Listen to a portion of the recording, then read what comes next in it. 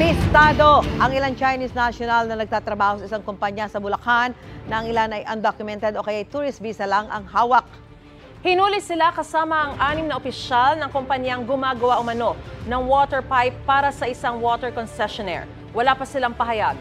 Hinahanap na ngayon ang National Bureau of Investigation sa Bureau of Immigration kung paano nakarating sa Pilipinas ang mga dayuhan.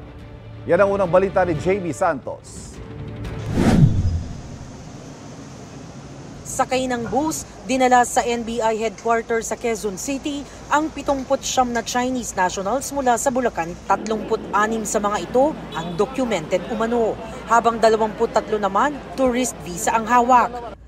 Inaresto sila matapos makatanggap ng intelligence report ang NBI Bulacan District Office ng impormasyon na isang kumpanya sa Bulacan na may mga empleyadong foreign national. Katuwang ang Presidential Anti-Organized Crime Commission at Bureau of Immigration, pinuntahan ng NBI ang factory sa Barangay Santo Cristo, San Jose del Monte. Karamihan sa nagtatrabaho roon, Chinese nationals. Ang kumpanya kung saan nagtatrabaho ang Chinese nationals, gumagawa umano ng water pipe para sa isang water concessionaire.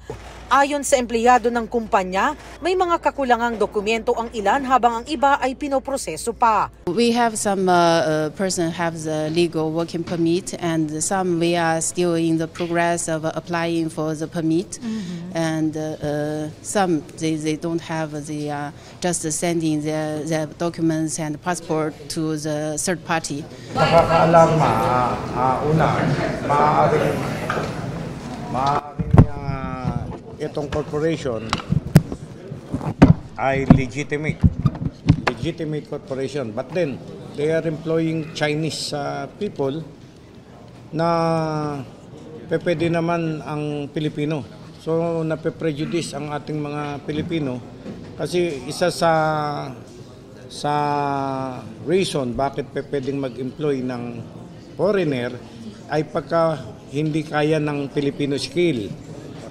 No? But then nakita namin gumagawa lang ng mga malalaking pipe, ay bakit naman kailangan foreigner pa? Kasamang nahuli ang 6 na opisyal ng kumpanya. Ayon sa NBI, tiyak na mananagot ang kumpanyang nag-hire sa mga ito. Makikipag-ugnayan ng NBI sa immigration para sa isasagawang investigasyon kung paano nakarating sa Pilipinas ang mga dayuhan. They will be held answerable. Hindi humihinto ang ating mga operatiba sa pagmamanman ng ganitong mga klaseng kumpanya. Sila mga undocumented sa Pilipinas, yung possibility na traffic sila is pwede.